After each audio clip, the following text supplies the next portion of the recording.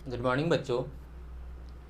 बच्चों, आज हम खाने खिलाने के राष्ट्रीय शौक, जो कि एक व्यंग्यात्मक लेख है जिसमें हम खाने खिलाने की रस्म के जो नियम होते हैं या जो रिवाज होते हैं उन पर हम बातें करेंगे। तो बच्चों, यह हमारी 5th लेक्चर होंगे।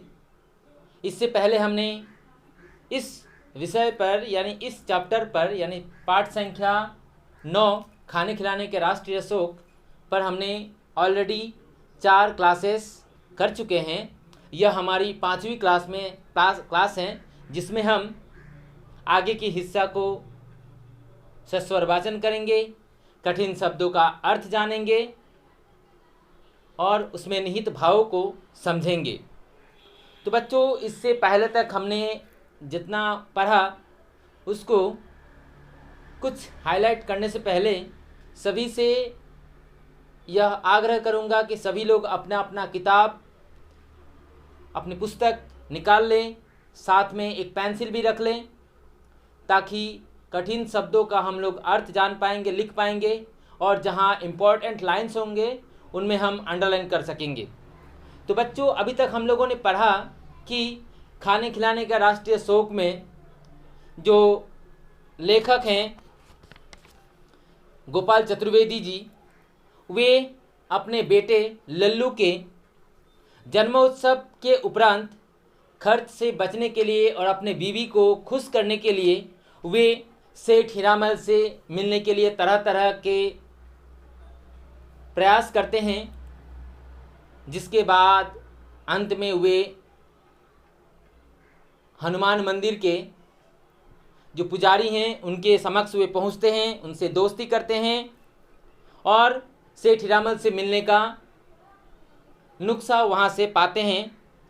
आज हम पढ़ेंगे पेज नंबर 60 यानी पृष्ठ संख्या 60 के अंतिम पैराग्राफ जो है वहां से हम शुरू करेंगे।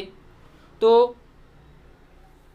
कहा जा रहा है कि हम अपने शुभचिंतक के निर्देश के अनुसार खादी धारण कर बगुला भगत बने और हीरामल के मंदिर दरबार में हाजिर हो गए।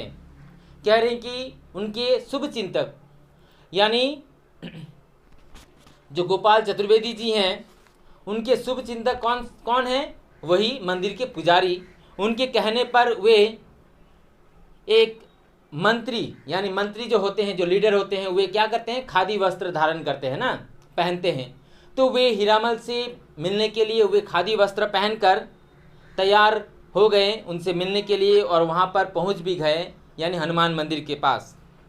वह मंदिर के एक चबूतरे पर एक ऊंची गद्देदार कुर्सी पर विराजमान थे। कह रहे हैं कि उसी मंदिर के ऊंचाई पर एक गद्देदार कुर्सी यानी जो मंत्री होते हैं उनके लिए एक चेयर होता है, स्पेशल चेयर होता है, कुर्सी होते हैं, उसमें गद्दी वगैरह लगाए जाते हैं, वे सिल्वर या गोल्डन कलर के होते हैं। तो वहाँ ऊंचे जगह पर ऊंची गद्देदार यानी एक ऊंचा सा गद्देदार कुर्सी था जिस पर वे विराजमान थे यानी बैठे थे। नीचे उनके परमार्थ के सबूतों की 2 कतारें हलवा सब्जी पूरी पर ऐसे टूट रही थी जैसे पुलिस बेगुनाह पर। कहने कि नीचे उनकी परमार्थ यानी अपने परमार्थ के सबूतों की 2 कतारें हलवा यानी जो कहा जाता है कि मंदिर में वे जो हर सप्ताह में वे जो फ्री का भोजन करवाते थे उसकी कतार यानी लाइन बहुत सारे लगी हुई थी। देखकर ऐसा मालूम होता था वे सारे शहर मोहल्ले या गांव के लोग वहां पर वे फ्री का खाने के लिए वे वहां इकट्ठे हुए थे, है ना। हम देखते हैं कि कहीं कीर्तन वगैरह होता है तो हम लोग जब प्रसाद खाने के लिए या खिचड़ी खाने के लिए जब वहाँ जाते हैं तो हम होड़ा होड़ी में कौन आगे खाएगा कौन आगे जाएगा, इस प्रकार की वहाँ पर वातावरण बनती हैं। तो वैसे ही वहाँ के लोग वे पूरी सब्जी हलवा खाने के लिए इस प्रकार टूट पड़े मानो जैसे पुलिस वाले होते हैं वे बेगुनाह लोगों पर जैसे वे धावे बोलते हैं। हमारी ओर उन्होंने उड़ती नज़र डाली और हाथ से खाने की ओर इशारा किया। कहने कि हमारी ओर यानी जो गोपाल चतुर्वेदी जो थे उनके तरफ वे हल्की सी नज़र यानी जस्ट एक झलक वे देखकर एक इशारा करते हैं कि आओ खाना खा लो। वे करके वे फिर खाने की इशारा करते हैं। हम अनदेखा कर चबूतरे के नीचे तक पहुँचे। कहने कि हम यानी मैंने, कौन? गोपाल चतुर्वेदी जी। वे सेठ हीरामल के इशारे को देखते हुए भी अनदेखा कर वे चबूतरे के नीचे यानी जो मंच बनाया गया था वहाँ के नीचे हुए पहुँचे। प्रणाम हीरामल जी, हमने अपनी उपस्थिति जताई। वे नीचे उतरकर उनके समक्ष जाकर वे प्रणाम हीरामल जी, सेठ हीरामल जी कहकर अपनी उपस्थिति जताई यानी वे प्रेजेंट हैं इसका उन्होंने उन्हें बताया। खाइए खाइए, आप भी खाइए नेताजी, उन्होंने आग्रह किया। हमने इनकार में सिर हिलाया। जब सेठ हीरामल जी ने गोपाल चतुर्वेदी जी को खाना खाने के लिए कहें तो उन्होंने इनकार यानी आग्रह जताते हुए उन्होंने इनकार कर दिया कि नहीं खाऊंगा, बाद में खाऊंगा। सबके साथ खाने में परहेज हो तो आपका अकेले में इंतजाम करवा दें, उन्होंने फिर निमंत्रण दिया। सेठ हीरामल जी उस मंत्री यानी हालांकि वे मंत्री नहीं थे गोपाल चतुर्वेदी जी, लेकिन उनके वेशभूषा के कारण, उनके कपड़े का परिधान के कारण वे समझते थे, सेठ हीरामल जी समझते थे कि यह गोपाल चतुर्वेदी कोई मंत्री हैं। तो वे उन्हें आग्रह करते हुए कहने कि क्या हम आपके खाने पीने का कोई अकेले में इंतजाम करवा दें, उन्होंने फिर निमंत्रण दिया। हम खाने नहीं आपसे मिलने आए हैं, हमने अपनी मंशा जाहिर की। यानी गोपाल चतुर्वेदी जी जो हैं, जो वहाँ पे मंत्री का वेश धारण करके वहाँ पहुँचे हैं, वे सेठ हीरामल से कहते हैं कि मैं यहाँ खाने नहीं बल्कि आपसे मिलने आया हूँ। बच्चों, आप लोगों को पता ही है कि वे किस लिए वहाँ पर मिलने आए हैं सेठ हीरामल जी से। तो वे कहते हैं कि हम आपसे मिलने आए हैं, ना कि यहाँ पर खाना खाने आए हैं। आप किस दल और किस स्तर के लीडर हैं, उन्होंने जानना चाहा। सेठ हीरामल जी गोपाल चतुर्वेदी जी से यह जानना चाहा कि वे किस पार्टी के लीडर हैं, है ना। बीजेपी हैं, कांग्रेस है, सीपीएम है या और भी निर्दल पार्टी हैं, जो भी किसी भी दल के तो वे पार्टी रहे होंगे। तो इसलिए उन्होंने वे जानने का प्रयत्न किया कि वे कौन से दल के या कौन से पार्टी के लीडर हैं। हमने मोहल्ले के नेता के रूप में अपना परिचय दिया। उन्होंने कहा कि हम अपने मोहल्ले का नेता है ना।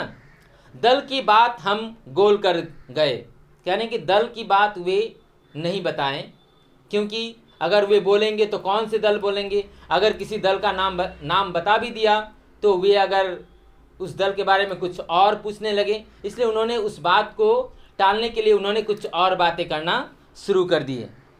मोहल्ले के नेता हीरामल जी बुदबुदाए, फिर सोचने की मुद्रा में मौन रहकर उनका बोल फूटा, सेवा बताइए, मुझे मीटिंग में शहर जाना है। उन्होंने सिर्फ इतना ही कहा कि मैं मोहल्ले का नेता हूँ। बाकी वे मन ही मन कुछ गुनगुनाए, कुछ बुदबुदाए।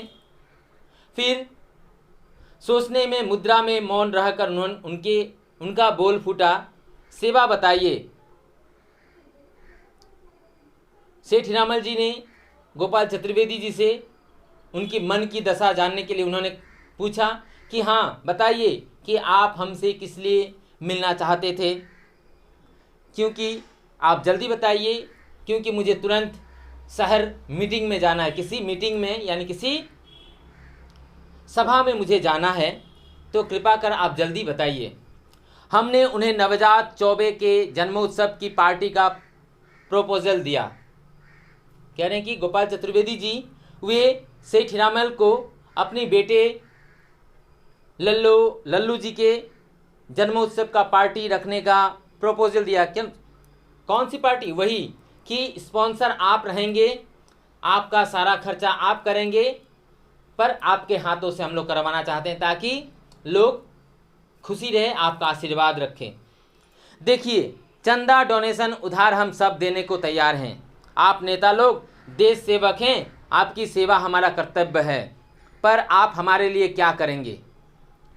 सेठ हीरामल जी ने कहा कि ठीक है, देखिए मैं आपको जो आप अपने बेटे का जो जन्मोत्सव मनाना चाहते हैं उसमें मैं चंदा भी दे दूंगा, यानी कंट्रीब्यूशन कुछ कर दूंगा, है ना। डोनेशन भी चाहिए तो डोनेशन भी दिलवा दूंगा,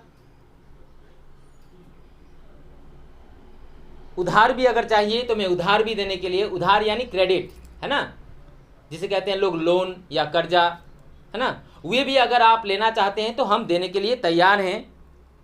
आप नेता लोग हमारे देश की सेवा करते हैं तो हमारा भी कर्तव्य बनता है कि हम आप सबका सेवा करें। यह कहकर वे कहते हैं कि मैं तो आपको डोनेशन भी देने के लिए तैयार हूँ, आपको चंदा भी देने के लिए तैयार हूँ, आपको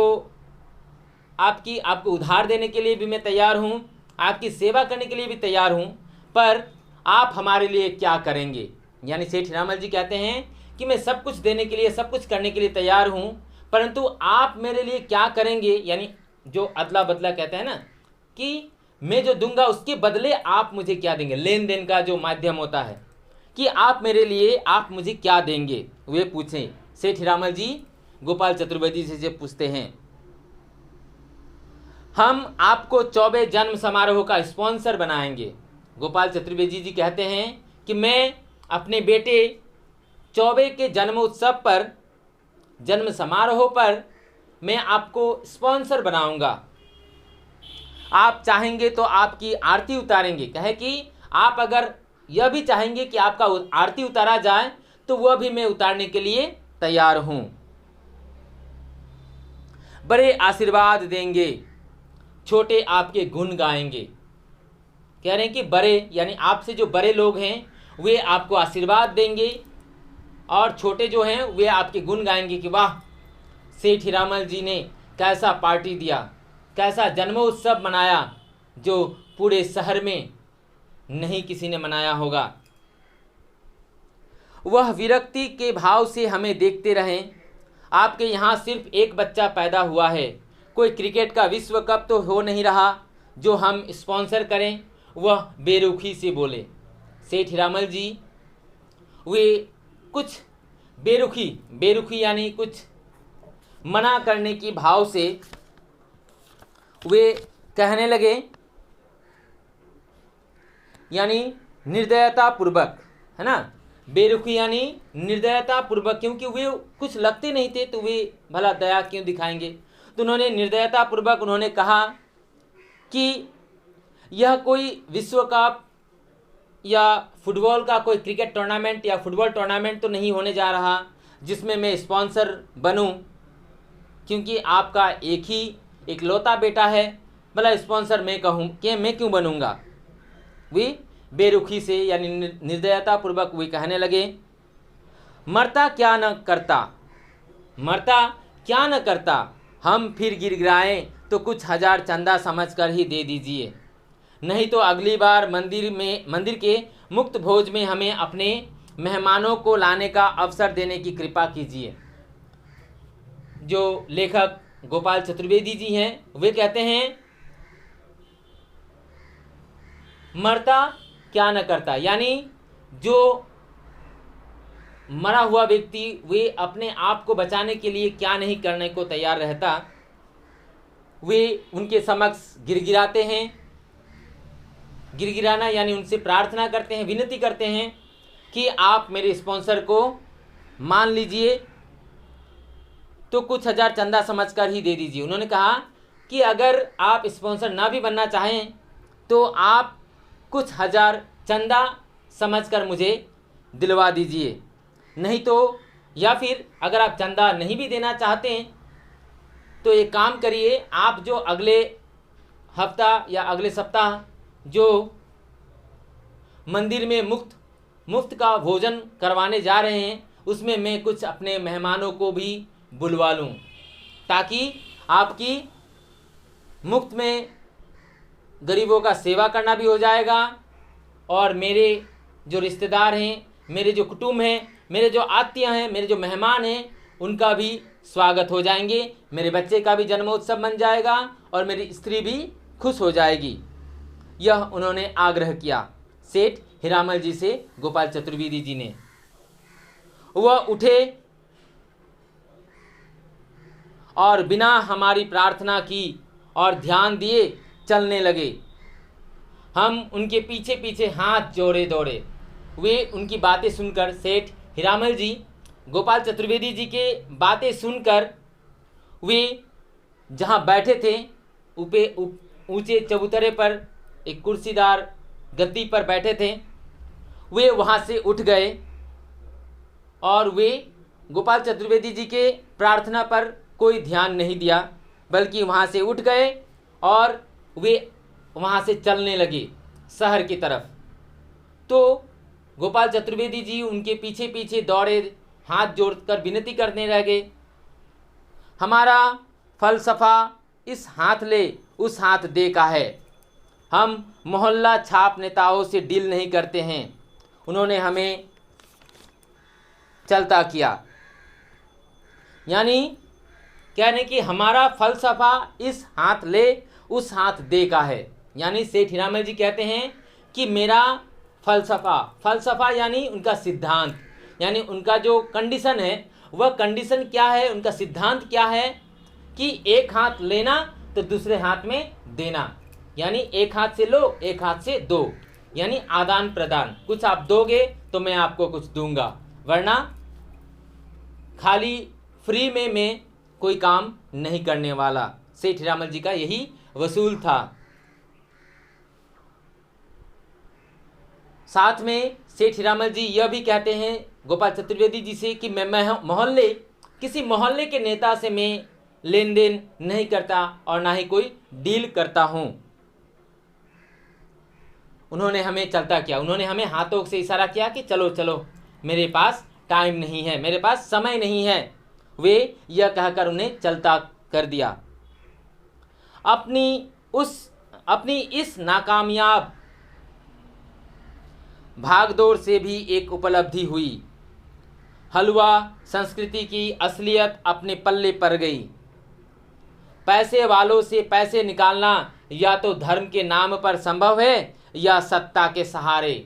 कह रहे हैं कि गोपाल चतुर्वेदी जी कह रहे हैं कि उन्होंने अपने नाकामयाब, यानी उनका जो असफलता जो उनके हाथ लगी थी, उससे वे अपनी संस्कृति का, जो खाने खिलाने का राष्ट्रीय संस्कृति है, उस पर असलियत समझ में आया और वे कहने लगे कि किसी सेठ से अगर पैसा निकलवाना हो तो वे दो ही रास्ते हैं। एक तो हो गए कि किसी धर्म काम में वे हम मदद मांग सकते हैं, या फिर जब तक वे कोई मंत्री या उसका जो वसूल होता है कि फलसफा जो सिद्धांत होता है कि एक हाथ से लेना एक हाथ से देना, तब तक वे सहयोग नहीं करेंगे। उनका हलवा पूरी या तो नंगे भूखे के लिए हैं अथवा कुर्सीधारी समृद्ध वर्ग की खातिर।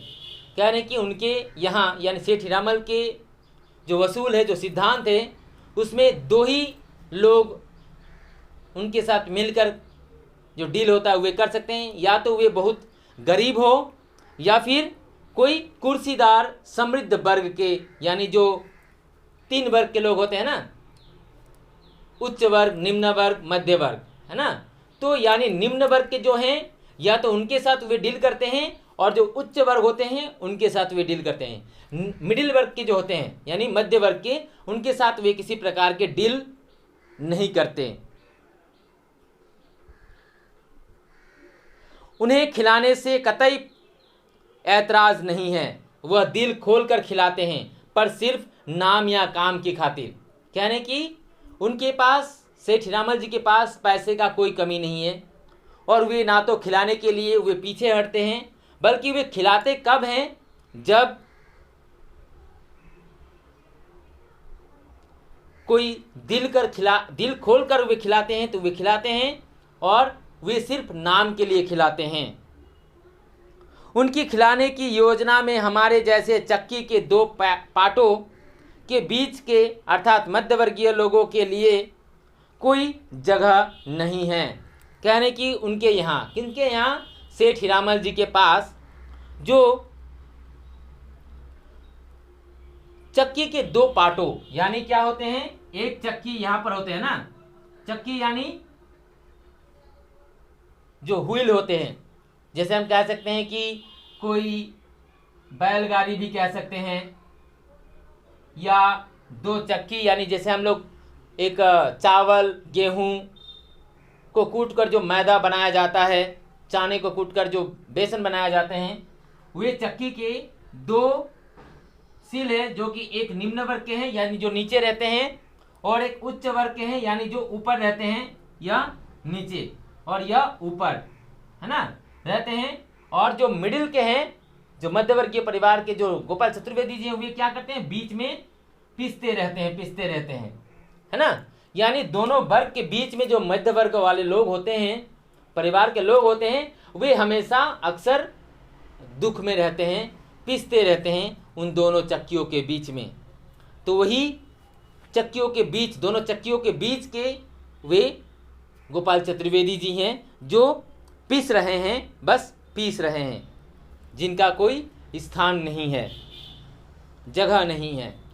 हमें मौके बेमौके खिलाकर अपनी हैसियत दिखानी है और खाकर अपना सामाजिक दायित्व निभाना है। कह रहे कि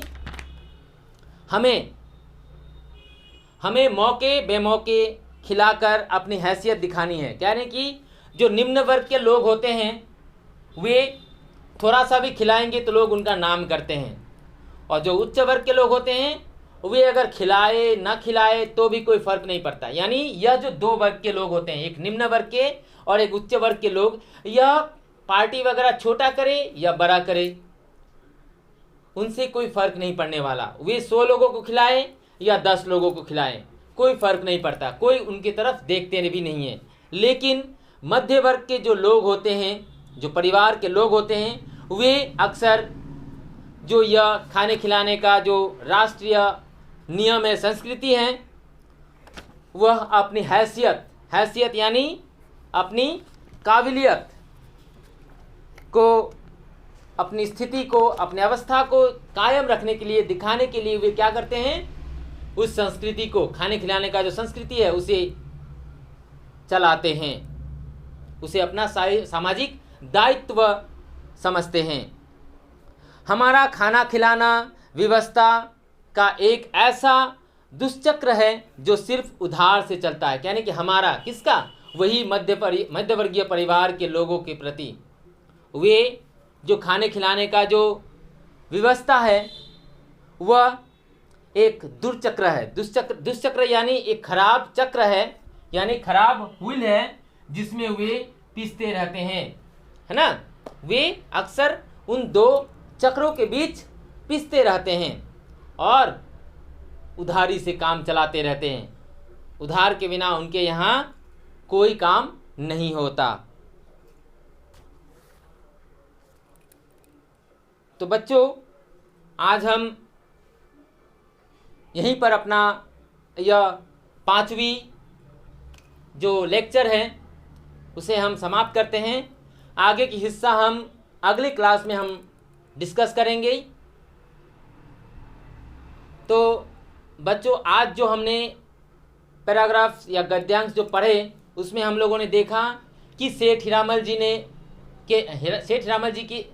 के साथ मुलाकात के लिए, उन्हें स्पॉन्सर बनाने के लिए, अपने बच्चे को जन्मोत्सव बनाने के लिए, अपनी स्त्री को खुश करने के लिए और पैसा बचाने के लिए गोपाल चतुर्वेदी जी तरह तरह के कोशिश करते हैं, जिसमें उन्हें सिर्फ नाकामयाब ही हासिल होते हैं, असफलता ही हासिल होता है। वे देखते हैं कि सेठ हीरामल जी से मिलने के बाद सेठ हीरामल जी उन्हें कहते हैं कि मेरा जो वसूल है, मेरा जो सिद्धांत है वह एक हाथ से लेना है, दूसरे हाथ से देना है, जिस पर गोपाल चतुर्वेदी जी कुछ नहीं कर सकते और उन्हें खाली हाथ वापस आ जाना पड़ता है। उन्हें मना कर दिया जाता है सेठ हीरामल जी की तरफ से। आगे हम पढ़ेंगे कि गोपाल चतुर्वेदी जी फिर आगे किस प्रकार की योजना बनाते हैं, या स्वयं अपने बच्चे का, लल्लू का जन्मोत्सव मनाते हैं, या उधार लेते हैं, या क्या करते हैं। तो बच्चों, आज के लिए इतना ही। धन्यवाद।